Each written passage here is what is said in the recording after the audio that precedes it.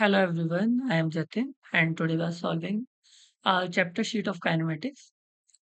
तो हमारे पास जो काइनेमेटिक्स की चैप्टर शीट है उसमें टोटल 60 क्वेश्चन है। तो अगर मैं एक ही वीडियो में इसको कवर करूंगा तो शायद वीडियो बहुत ज़्यादा लेंथी हो जाएगा। तो मैं इसको 20 क्वेश्चंस के 3 पार्ट्स में कंप्लीट करने वाला हूँ। 3 पार्ट्स होने वाले हैं। For more help please join this Telegram channel. Okay. अगर आपको कोई डाउट रह जाता है आफ्टर वॉचिंग दिस वीडियो, अगर की कोई भी सॉल्यूशन फिर भी समझ नहीं आ रहा है तो हम मुझे टेलीग्राम ग्रुप पे भी पूछ सकते हैं।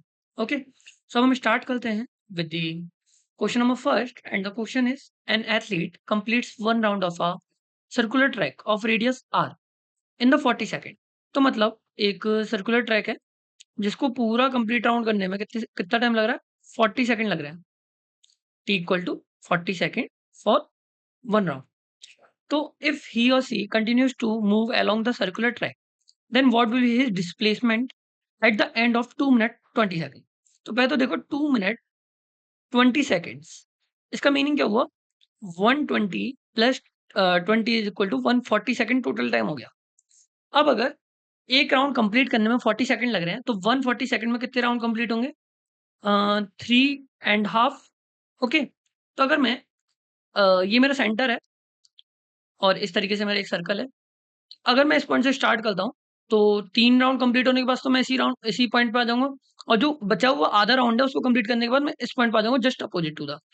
तो अगर मैं बात करूँ कि मेरा इसमें डिस्प्लेसमेंट कितना है, डिस्प्लेसमेंट कितना है? तो देखो डिस्प्लेसमेंट होता है इनिशियल पोज़ीशन और फाइनल पोज़ीशन के बीच की डिस्टेंस। कितनी ही डिस्टेंस है? तो आर तो ये हो गया और आर ही बचा हुआ पार्ट हो गया। एक तरह से डायमीटर हो गया ऑफ दिस सर्कल। तो आंसर विल बी 2 आर। तो option number B is correct. आगे बढ़ते हैं। इजी क्वेश्चन था ये, पहले भी करवा चुका हूं ऐसा question. A man goes 10 meter toward north and 20 meter toward east, then the displacement of. तो देखो मैं डायरेक्शन पहले बताया था कि इसको ईस्ट मानना है, इसको नॉर्थ मानना है, ये होगी वेस्ट और ये होगी मेरी साउथ। तो अगर मैं बात करता हूँ कि 10 मीटर तो नॉर्थ गया वो, अगर मैं इस पॉइंट ओ से स्टार्ट करता हूँ तो 10 मीटर में नॉर्थ गया और देन ईस्ट डायरेक्शन में इधर की साइड गया 20 मीटर। तो जो मेरा नेट डिस्प्लेसमेंट होगा वो होगा इस पॉइंट से लेके अगर ये पी पॉइंट है तो ओपी की डिस्टेंस। जो मैं ओपी की डिस्टेंस जो है मैं अंडर रूट में निकाल सकता हूँ 10 का स्क्वायर प्लस 20 का स्क्वायर, बिकॉज ये एक रेक्टेंगल ट्राइंगल बन रहा है। अगर मैं इसको सिंप्लीफाई करता हूँ तो मेरा आंसर क्या आना चाहिए? अगर मैं 10 का स्क्वायर कॉमन ले लूँ तो 10 बाहर आ जाएगा और 1 प्लस 4 अंदर बचेगा अंडर रूट के अंदर। ओके। तो 10√5 will be the correct answer. अब बात आती है जो रूट 5 है, रूट 5 की जो वैल्यू होगी that will be in between of 2 to 3, क्योंकि 2 का स्क्वायर 4 होता है और 3 का स्क्वायर क्या होता है? 3 का स्क्वायर 9 होता है। लेकिन मैं इतना भी बोल सकता हूँ कि 2 से 3 के बीच में होगी, तो मेरा जो आंसर होगा वो 20 से 30 के बीच में होगा। क्या होगा? 20 से 30 के बीच में होगा। अब बात आती है कि 20 से 30 के बीच में भी होगा तो ऑप्शन तो मेरे सारे ही ऐसे हैं। ऑप्शन डी को ज़रूर मैं नेगलेक्ट कर सकता हूँ, लेकिन मैं बाकी ऑप्शन से कैसे कंपेयर करूँगा? ये बात आती है। तो देखो, क्योंकि रूट 5 ये होता है 4 और ये होता है 9, तो ज़्यादा पास किसके? ज़्यादा पास है 4 वाले के, क्योंकि 5 देखना है। ज़्यादा पास किसके? 4 वाले के। तो जिसका आंसर क्या होना चाहिए? इसका आंसर होना चाहिए 20 के नियरेस्ट। तो 22.36 will be the correct answer for this. Okay, option A is correct. आगे बढ़ते हैं। इजी क्वेश्चन था, ज्यादा टफ क्वेश्चन नहीं था। तो स्टार्ट करते हैं अगले क्वेश्चन से। A body moves over 1/4 of a circular arc in a circle of radius r. The magnitude of the distance travel and displacement will be respectively.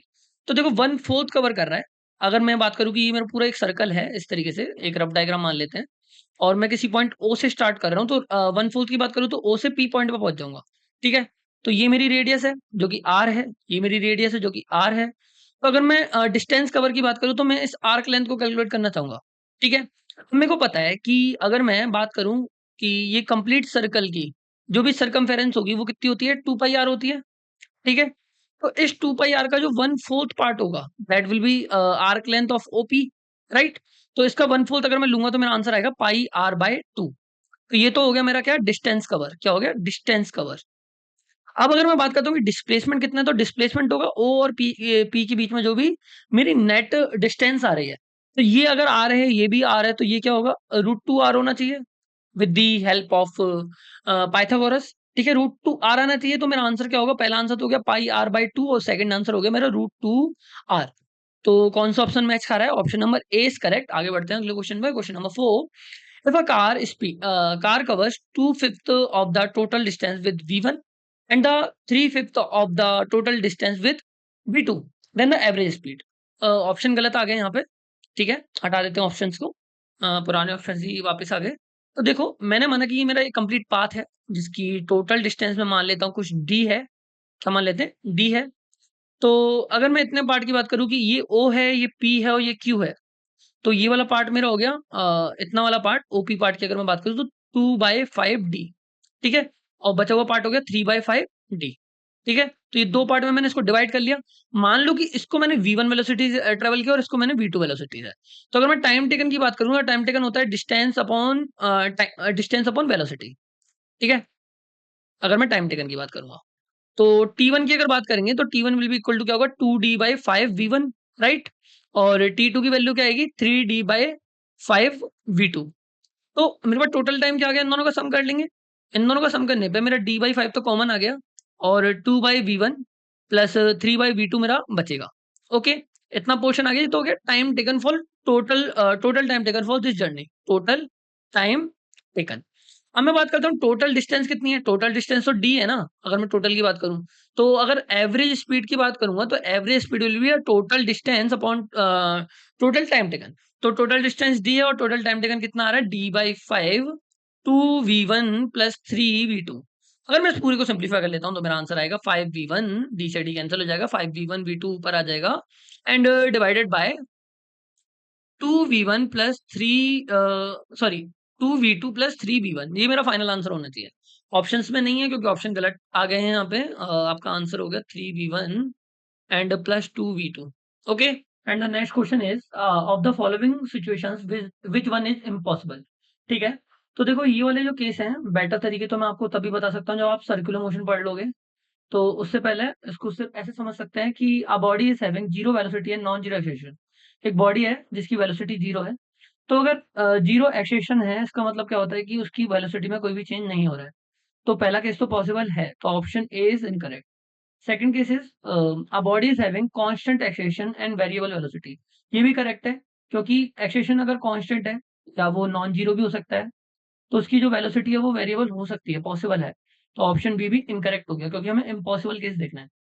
Option C is a body is having constant speed and variable acceleration. ये maximum लोगों को correct option लगेगा, लेकिन ये incorrect है क्योंकि ये case भी पॉसिबल है। In case of circular motion हम जब देखते हैं कि जो एक्सेलरेशन होता है वो सिर्फ और सिर्फ उसकी डायरेक्शन को चेंज करने का काम आ रहा होता है, लेकिन उसकी स्पीड जो है वो कांस्टेंट बनी रहती है। एक्सेलरेशन अगर है तो एक्सेलरेशन का मतलब होता है कि वो वेलोसिटी चेंज होगी। क्या चेंज होगा? उसका वेलोसिटी चेंज होगी।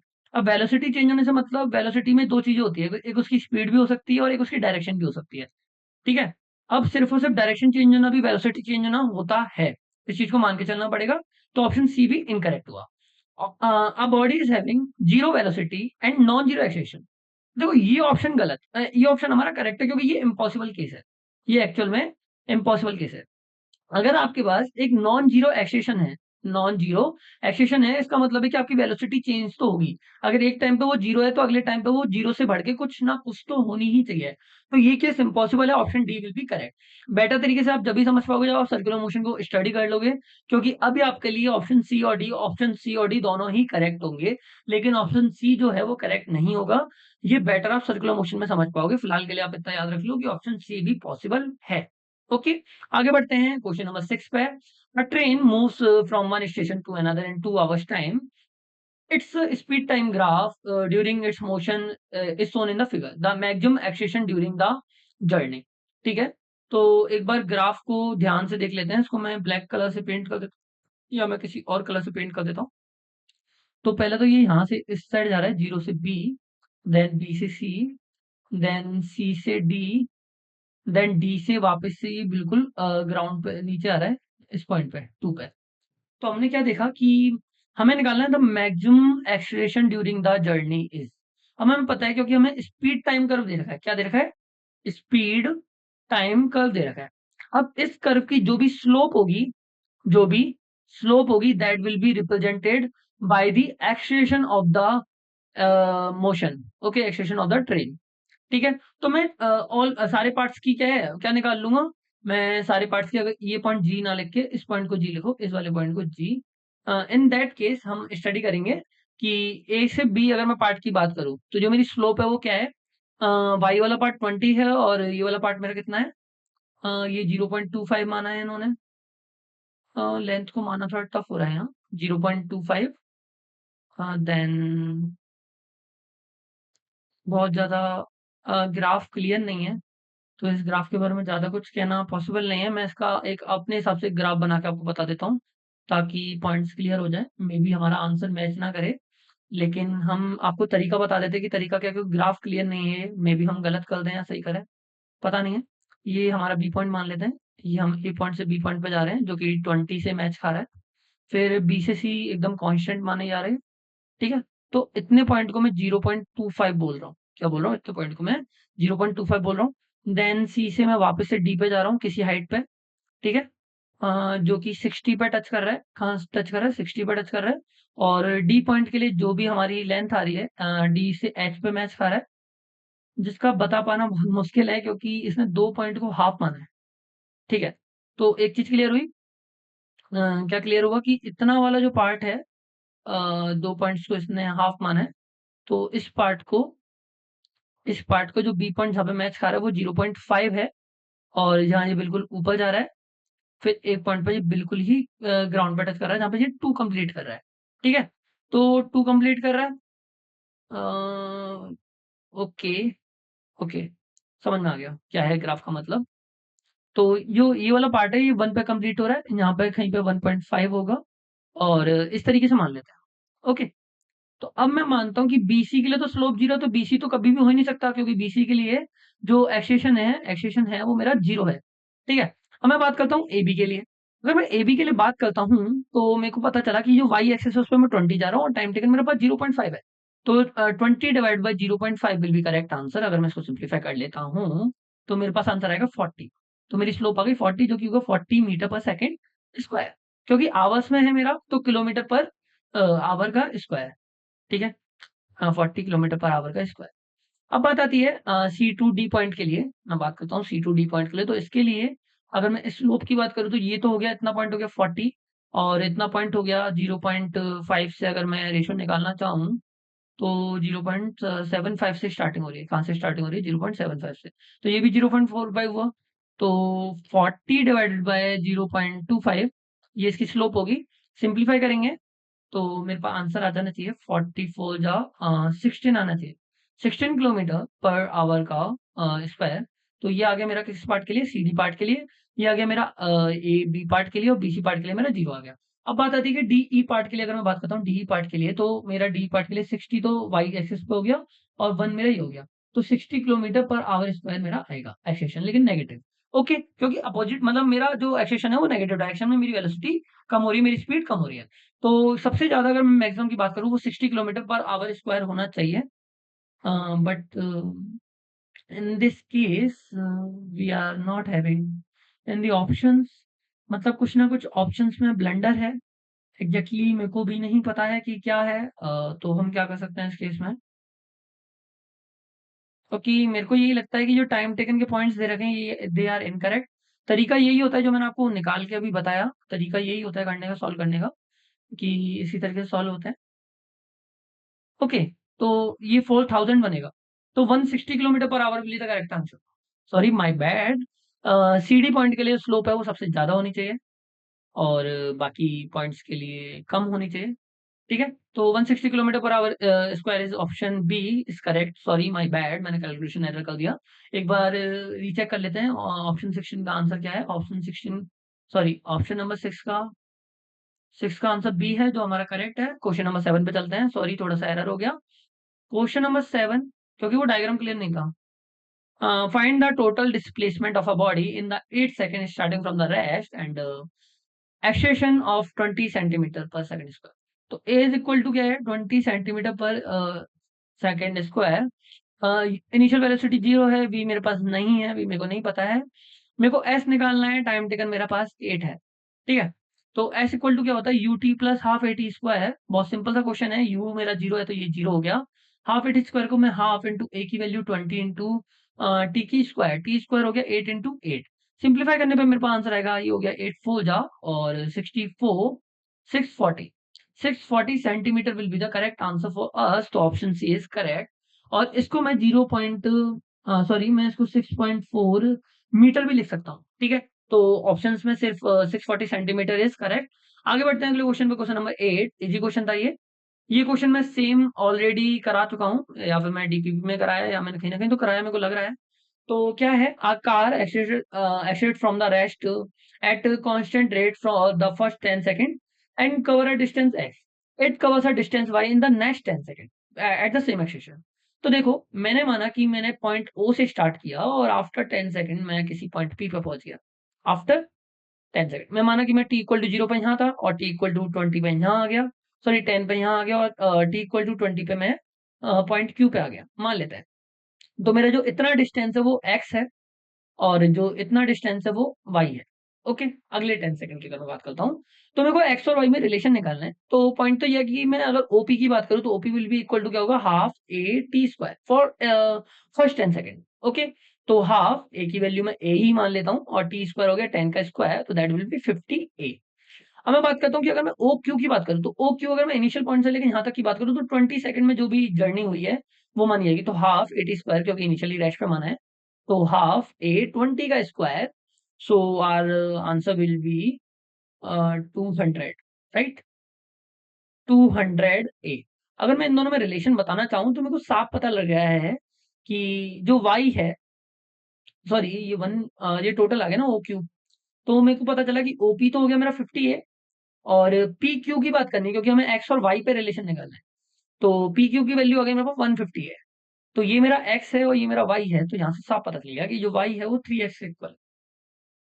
तो ऑप्शन नंबर बी करेक्ट है। आगे बढ़ते हैं, question number 9, and the question is a body falls from rest in the gravitational field of earth. ठीक है, तो u इक्वल टू 0 गिवन है और ग्रेविटेशनल फील्ड है तो g की वैल्यू हमने 10 ले रखी है। The distance travel in the fifth second. अब जब भी फिफ्थ सेकंड की बात आएगी तो हमें एच एन का फॉर्मूला लगाना पड़ेगा, जिसका फॉर्मूला होता है यू प्लस मतलब एस एन का फॉर्मूला जो था वो था U plus A by two two N minus one. ठीक है, तो अगर मैं इसको एच में कन्वर्ट करूँ तो H will be equal to क्या होगा, यू की वैल्यू तो 0 है और ए की वैल्यू होगी G by two two N minus one. अब एन की वैल्यू हमें क्या लेनी है, 5, तो H will be equal to 10 by two two N, तो 9 आ गया वैल्यू। इसको सिंप्लीफाई करेंगे तो 45 meter will be the correct answer, option B is correct. आगे बढ़ते हैं, question number 10, and the question is a man drops a ball downwards from the roof of a tower of height 400 meter. ठीक है, तो एक tower है जिसकी height हमें गिवन है 400 मीटर। ठीक है, हम यहाँ से एक बॉल को ड्रॉप कर रहा है एक। Okay, at the same time another ball is thrown upward with a velocity of 50 meter. ठीक है, तो इसके नीचे से एक बॉल 50 मीटर पर सेकंड की वेलोसिटी से ऊपर की साइड फेंकी जा रही है from the bottom of the tower, and then they will meet at the which height of the tower. ठीक है, तो हमने मान लिया कि समथिंग इस पॉइंट पर अगर वो दोनों मिलते हैं और यहाँ से ट्रेवल जो हाइट है वो h होगी, तो ऊपर से जो भी हाइट आएगी वो 400 माइनस h होगी। ओके, तो हमें क्या करना पड़ेगा कि हमें दोनों की हाइट को कंपेरिजन करना पड़ेगा।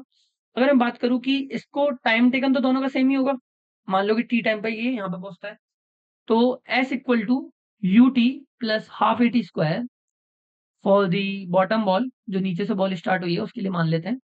तो अगर उसने एच हाइट कवर करी with the 50t minus half G T square, और जी की वैल्यू अगर हम 10 ले लेते हैं तो 10t स्क्वायर।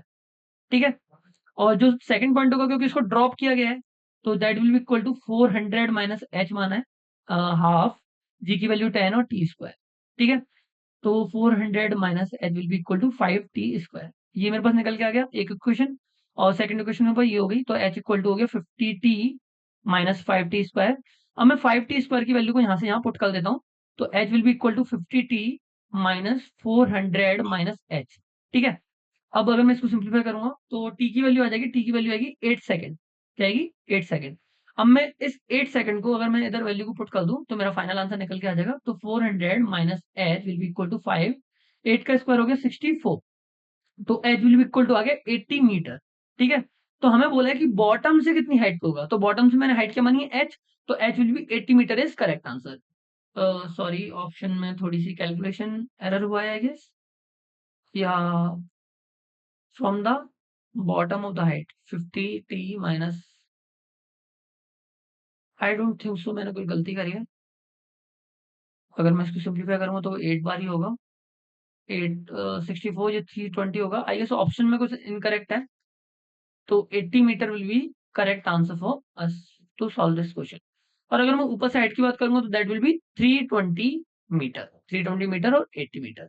एक बार अगर क्रॉस वेरीफाई करना चाहें तो मैं इस जगह पे टी इक्वल टू 80 की वैल्यू पुट कर दूंगा, तो H will be equal to 50 into t 8 minus 5 t square that will be 64।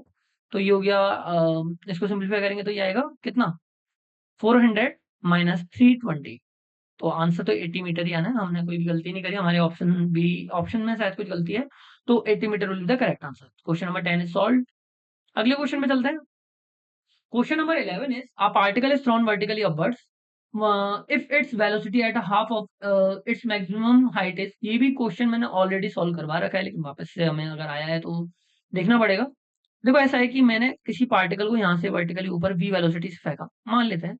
तो एट द मैक्सिमम हाइट इसकी जो वेलोसिटी वो 0 हो जाएगी, हमें पता है, एट द एच मैक्स। तो मैं वो उस एच मैक्स को आराम से निकाल सकता हूँ। मेरे को बोला है कि h/2 हाइट पे है, जो इसकी वेलोसिटी है वो इनिशियल वेलोसिटी की हाफ हो गई, मतलब सॉरी, h/2 हाइट पे मेरे को जो वेलोसिटी है वो गिवन है 10 मीटर पर सेकेंड। तो मैं बात करता हूँ कि ये वाली हाइट h/2 है, तो h b square minus u square equal to 2gh से अगर मैं सॉल्व करना चाहूँ इस प्रॉब्लम को, ये मेरा अगर कैपिटल h है, 2gh से सॉल्व करना चाहूँ तो v स्क्वायर बाई, तो ये हो गया 100 minus u square is equal to 2 into 10 into h/2। ठीक है, मैक्सिमम हाइट अगर मेरी h है, h is equal to maximum height, in that case that will be equal to 100 minus u square is equal to 10h। Equation number first. अगर for the maximum height अगर मैं बात करता हूं तो मेरा जो आंसर होगा वो होगा v square is equal to, sorry, 0 minus u square equal to minus का 2g कैपिटल एच, क्योंकि इसमें मैं मैक्सिमम हाइट की बात करता हूँ। माइनस से minus cancel, you square equal to आ गया 2gh। ठीक है, और यहाँ पे मेरा पॉजिटिव साइन ही रहेगा क्योंकि g और h जो है वो दोनों ही, सॉरी, यहाँ पे माइनस साइन आएगा क्योंकि g और h अपोजिट डायरेक्शन में। ठीक है, तो माइनस का 10h होगा। यहाँ से सॉल्व किया तो यू स्क्वायर आ गया मेरा माइनस का, सॉरी, प्लस का 20h। तो 100 minus 20h is equal to minus 10h। Simplify किया तो आंसर आएगा h इक्वल टू 10 मीटर। ठीक है, तो option B is correct, 10 metre. Question number 12 पे चलते हैं। A body freely falling from the rest has a velocity v after its fall through a height h. The distance it has to fall down for its velocity to become double. ठीक है, मैंने माना कि इसको मैं drop कर रहा हूँ। freely falling from the rest has a velocity, ठीक। तो अगर मैंने किसी हाइट, अननोन हाइट मान लेते हैं, कैपिटल एच मान लेते हैं, after falling down small H height, इसकी जो वेलोसिटी है वो क्या हो गई, v हो गई। तो और कितनी हाइट से नीचे आए कि इसकी जो वेलोसिटी है वो ट्वाइस हो जाए, 2v हो जाए। तो कैसे पता करेंगे? मेरे को पता है अगर ये वाले डिस्टेंस स्मॉल एक्स है तो v square minus u square equal to minus का 2gh, अगर मैं इक्वेशन यूज में लेना चाहूँ, ठीक है, तो स्मॉल एक्स हो जाएगा ये। क्योंकि मेरी ग्रेविटेशनल फील्ड की डायरेक्शन और वो वाली डायरेक्शन सेम है, तो मैं दोनों को पॉजिटिव मान के चलूंगा, दोनों को पॉजिटिव मान के चलूंगा, दोनों की डायरेक्शन सेम है। तो 2gx will be the correct option for me. अगर मैं पहले वाले एच डायरेक्शन के लिए बात करूंगा तो पहले इनिशियल वेलोसिटी मेरी 0 थी और बाद में मेरी v हो गई, तो v square is equal to 2gh, मेरे पास पहला रिलेशन निकल के आ गया। अब अगर सेकंड वाले के लिए बात करूं, v फाइनल और u इनिशियल ऐसे करके बात करूं, तो v फाइनल मेरा 2v हो रहा है, 2v हो रहा है, तो 2v का स्क्वायर माइनस, इसके लिए अगर मैं इस पॉइंट से इनिशियल की बात करूं तो इनिशियल मेरा v है और फाइनल मेरा 2v है, तो मैंने v रख दिया, v का square is equal to 2gx। Okay, तो ये हो गया 4v square minus v square is equal to 2gx, और ये हो गया 3v square is equal to 2gx, और v स्क्वायर की वैल्यू में पर 2gh ऑलरेडी है, तो 3 into 2gh will be equal to 2gx। तो 2g से 2g कैंसिल हो गया और आंसर है x equal to 3h। Okay, तो 3h is correct answer for us. लेकिन इसने बोला the distance it has to fall down, तो h तो ऑलरेडी गिर चुका था वो, और 3h और आ गया, तो टोटल कितना हो गया, 4h हो गया। तो option number B is correct. Easy question था, ज्यादा टफ नहीं था, बस इक्वेशन ऑफ काइनेमेटिक्स लगानी थी, इक्वेशन ऑफ मोशन लगानी तो आंसर आ जाता। Question number 13 is stone thrown a bird with a speed of u from the top of a tower reaches the ground with a velocity 3u. The height of the tower is, ठीक है, तो ये मेरा question है। मैंने माना कि मेरी टावर की हाइट जो है h है, इसको मैं वर्टिकली ऊपर की साइड फेंक रहा हूँ विद द वेलोसिटी u, और जब ये नीचे आया तो इसकी जो वेलोसिटी हुई वो 3u हो गई। ठीक है, तो मेरे को पता है कि v square minus u square is equal to minus का 2gh for the final displacement minus होगा क्योंकि नीचे की साइड ही है, तो ये प्लस हो जाएगा। ठीक है, तो इनिशियल तो हो गया मेरा 3u, सॉरी फाइनल हो गया मेरा 3u का स्क्वायर और माइनस यू स्क्वायर इनिशियल, और 2gh will be the correct answer. तो ये हो गया 8u स्क्वायर, 9u स्क्वायर ये हो गया मेरा, और ये u स्क्वायर है माइनस के, तो 8u स्क्वायर बचा इक्वल टू 2gh, तो h की वैल्यू निकालनी है, that will be equal to क्या होगा 4u square upon g। This is my correct answer, तो option number B is correct. आगे बढ़ते हैं क्वेश्चन नंबर 14 पे। A body projected vertically upward with a velocity u return to the starting point in 4 second. Okay, तो क्या हुआ कि मैंने माना कि मैंने इसको ऊपर की साइड फेंका और ये स्टार्टिंग पॉइंट पे आफ्टर 4 सेकंड आ गया, मतलब इसका टाइम ऑफ फ्लाइट मेरे को पता चल गया। अगर मैं टाइम ऑफ फ्लाइट की बात करता हूँ तो इक्वल टू क्या आता है 2u बाय जी आता है। ठीक है, that is equal to 4 second, तो मेरे को u की वैल्यू निकालनी है, तो u इक्वल टू क्या होगा 4 into g upon divided by 2, तो 2 into 10 will be the correct answer, तो आंसर विल बी 20 मीटर पर second, option D is correct. Easy question था बहुत ज्यादा। क्वेश्चन नंबर 15, देखो मैंने ना इजी इजी क्वेश्चन रखे हैं स्टार्टिंग में क्योंकि आपका कॉन्सेप्ट स्ट्रांग होता है कि आपको कहाँ पे कौन सी इक्वेशन यूज में लेनी है, इसलिए। ठीक है, धीरे धीरे आगे चल के हम क्वेश्चंस के लेवल को बढ़ा देंगे। जैसे कि ये क्वेश्चन है, a man throws ball with the same speed vertically upward one after the other an interval of 2 second. ठीक है, तो मैंने टी इक्वल टू 0 सेकंड पे एक बॉल फेंका ऊपर की side with the velocity something u मान लेते हैं। फिर after t equal to 2 second मैंने एक और बॉल को फेंका, just the same case, t equal to 2 second में। तो what would be the speed of the throw so that more than 2 ball are in the sky at the same time. ठीक है, तो इसका क्या मतलब हुआ कि जो टाइम ऑफ फ्लाइट है वो मोर देन 4 सेकंड होना चाहिए। इतना तो समझ में आ गया। क्यों? क्योंकि अगर पहली बॉल का टाइम ऑफ फ्लाइट 4 सेकंड से ज़्यादा होगा, मतलब मान लेते हैं 5 सेकंड होगा, तो वो 4 सेकंड तक ऊपर है। ठीक है? अगर मैं बोलता कि एग्ज़ैक्टली 2 चाहिए मेरे को, यहाँ पे मैंने बोला एग्ज़ैक्टली 2 बॉल, तो मैं टाइम ऑफ फ्लाइट को क्या रखता? 2 रखता।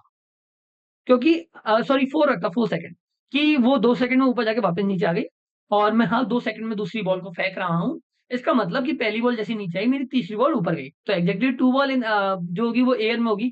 अभी मैं अगर मोर देन 2 की बात कर रहा हूँ तो मेरे को टाइम ऑफ फ्लाइट भी मोर देन 4 सेकंड रखना पड़ेगा। ठीक है? इतना समझ आ गया? अब मेरे को पता है कि 2u/g की जो वैल्यू है वो ग्रेटर देन 4 होनी चाहिए। यहाँ पे जैसे ऑप्शन मेरे को दिख रहे हैं तो g की वैल्यू से 9.8 ले रखी है। तो 2u will be greater than 2 into sorry 4 into G, और u की वैल्यू आ गई 2g। ठीक है, ग्रेटर देन, तो u will be greater than 19.6 metre पर second, any speed less than 9, तो ये तो गलत है, ये भी गलत है, ये ऑप्शन सही है। ठीक है, ये option option C is correct. आगे बढ़ते हैं, इजी क्वेश्चन था, क्वेश्चन नंबर सेक्शन पे चलते हैं। The coordinate of a moving particle at any time t are the given by this equation. Okay, तो मेरे पास x गिवन है alpha t cube and y given है बीटा टी क्यूब, और मेरे को बोला है speed of the particle at any time t। ठीक है, तो अगर मैं कोई स्पीड की बात कर रहे हैं तो v वेक्टर की अगर मैं बात करूं तो वो क्या होगा x i के प्लस y j के, राइट। और अगर मेरे को इसकी मॉड निकालना है तो मैं जस्ट एक ही चीज की बात करूंगा, सॉरी v वेक्टर की अगर मैं बात कर रहा हूँ तो v vector will be equal to क्या होगा v x i के प्लस v y j के, राइट। तो v vector will be equal to d by d t, जो भी मेरे को x गिवन है उसका i के plus dy by d t जो मेरे को y गिवन है। ठीक है, अब मेरे को dx by dt मैं इससे निकाल लूंगा, dx by dt vx की अगर मैं बात करूंगा तो that will be the differentiation of this part, तो 3 अल्फा टी स्क्वायर, और vy की बात करूंगा तो 3 बीटा टी स्क्वायर, ये निकल जाएगा, राइट। तो ये हो गया 3 अल्फा टी स्क्वायर आई कैप, और ये हो जाएगा मेरा 3 beta t square j cap. अगर मैं कोई स्पीड निकालनी है तो मैं इसका मॉड ले लूंगा, मॉड लेने में मेरा क्या होगा अंडर रूट में 3 अल्फा टी स्क्वायर का whole square plus 3 beta t square का होल स्क्वायर। ठीक है, सॉल्व करेंगे तो 3 टी स्क्वायर तो कॉमन आ जाएगा, तो 3 टी स्क्वायर मेरा बाहर आ गया, और मेरा ऑप्शन में जो बचा वो बचा अंडर रूट में alpha square plus beta square. तो option number B is correct for us, option B is correct. आगे बढ़ते हैं क्वेश्चन नंबर 17 पे, 4 क्वेश्चन और रह गए, देख लेते हैं जल्दी जल्दी से।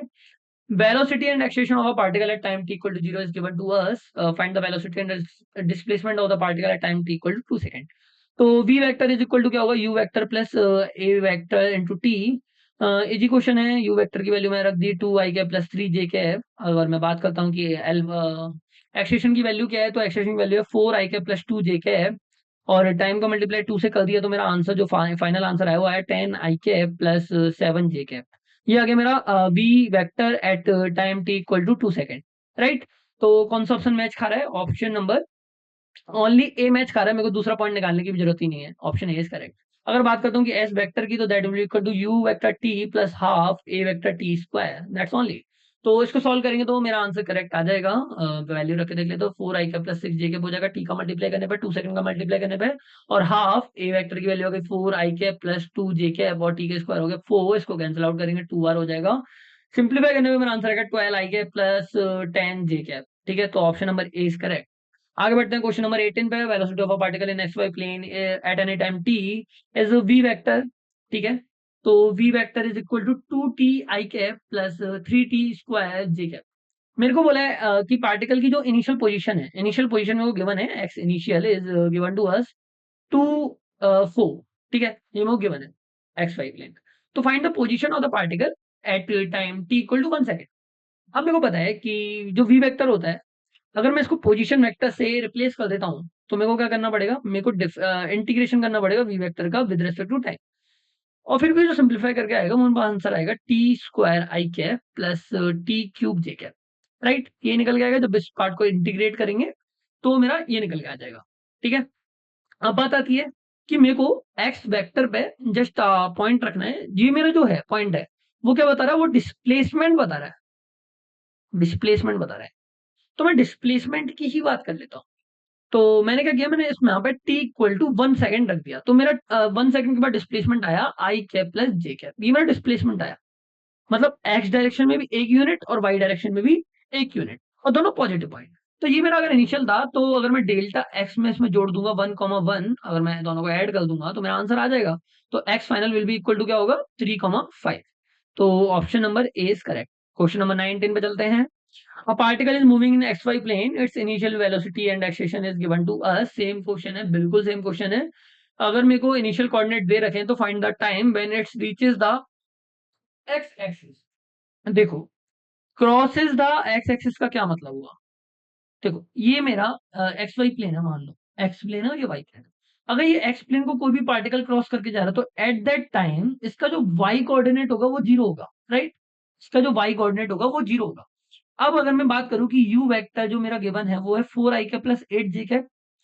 ठीक है, और जो मेरा ए वेक्टर गिवन है that is equal to 2i cap minus 4j cap, और जो मेरी इनिशियल पोजीशन गिवन है एक्स आई गिवन है वो है 4,10, राइट। अगर मैं सबको सिर्फ वाई एक्सिस के पॉइंट में बात कर लेता हूँ, क्योंकि मेरे को जो एक्स फाइनल है उसमें मेरे को एक्स का पॉइंट तो नहीं पता, लेकिन वाई का पॉइंट मेरे को जीरो पता है, जब मेरे को टाइम निकालना है। तो मैं सिर्फ वाई एक्सिस की बात करूँ तो यू मेरा हो गया 8 और ए मेरा हो गया माइनस का 4, एक्स मेरा हो गया 10, और एक्स फाइनल मेरा हो गया, ये इनिशियल मेरा 10 है और ये मेरा जीरो हो गया, जीरो हो गया। तो 10 डेल्टा एक्स की अगर मैं बात करूंगा तो वो हो गया मेरा माइनस का 10, राइट, माइनस का 10, ये मेरा हो गया डिस्प्लेसमेंट। तो अगर मैं s equal to U T plus half A T square से सॉल्व करना चाहूँ, तो ये हो गया मेरा माइनस का 10, यू टी की वैल्यू आ गई मेरी 8t प्लस हाफ माइनस का 4t स्क्वायर। ओके, इसको सिंप्लीफाई कर लो, तो minus 10 8t minus 2t square, simplify करते हैं तो 2t square minus 8t minus 10 is equal to 0, और सिंप्लीफाई करेंगे तो t स्क्वायर माइनस का 4t माइनस 5 इक्वल टू 0। इसको सिंप्लीफाई कर लेते हैं तो आंसर आएगा t माइनस 1 और सॉरी t माइनस 5 और t plus 1।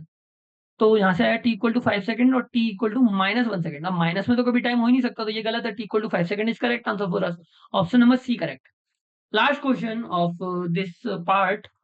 A particle moves from the point this, initial point पता चल गया at the time t equal to 0, initial velocity पता चल गई, एक्सेलेरेशन पता चल गया, और मेरे को डिस्टेंस निकालनी होता है particle from the origin at the time t equal to 2 second.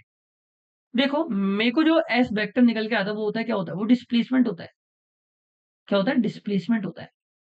तो अगर मेरे को एस वेक्टर एस फाइनल निकालना है, तो वो that will be equal to, ये डेल्टा एस होता है एक तरह से, तो that is equal to U T plus half A T square in the vector form, right. तो मैंने एस एफ वेक्टर निकाला, तो एस इनिशियल मेरे को क्या गिवन है? 2i के प्लस 4j के, ठीक है, 4j के। यू वेक्टर की जो है वो है 5i के प्लस 4j के इंटू टी, और टी की वैल्यू मेरे को 2 सेकंड लेनी है तो 2 रख दिया मैंने, प्लस हाफ ए वेक्टर की वैल्यू जो है वो है 4i के प्लस 4j के, और टी स्क्वायर की जगह मैंने रख दिया 4, तो 2 रखना है। तो इसको कैंसल आउट किया, मेरे पास सारा जो कैंसल आउट होके मेरे पास आंसर निकल के आएगा वो आएगा 4 J cap is equal to 10 I cap plus 8 J cap plus 8 I cap plus 8 J cap, और सिंप्लीफाई किया तो आंसर आया 18 I cap plus 16 J cap, right. तो एस एफ वेक्टर की जो वैल्यू आई वो आई मेरे पास सॉल्व होके 20 आई कैप प्लस 20 जे कैप, ये मेरे पास निकल गया, ठीक है। तो अगर मैं इसकी ओरिजिन से डिस्टेंस की बात करता हूँ तो वो आएगा 20√2 मीटर, ठीक है। मतलब एक्स आई के प्लस वाई जे के अगर ओरिजिन से पॉइंट है, मेरे कोऑर्डिनेट है, तो x square plus y square under root में जो भी होगा वो मेरी डिस्टेंस होगी। तो option number B is correct. इसी के साथ हमारा जो पहला पार्ट है इस वीडियो का वो कंप्लीट हो चुका है, ऑल क्वेश्चन आर सॉल्व। अगर अभी भी कोई डाउट है तो टेलीग्राम चैनल को ज्वाइन कर लो, t.me विविध डॉट विविध स्लैश फिजिक्स और विविध फिजिक्स ऑफिशियल, ठीक है। इस तरीके से डाल देना, और आपका जो टेलीग्राम चैनल है उसमें मैं भी ऑनलाइन हूँ, एक दो मेंटर्स भी हैं, नीट के भी और जे के भी, सारे मेंटर्स अवेलेबल हैं। थैंक यू गाइस, इस टेलीग्राम चैनल को ज्वाइन कर लेना। Thank you so much. अगला जो पार्ट है वो भी जल्दी आएगा।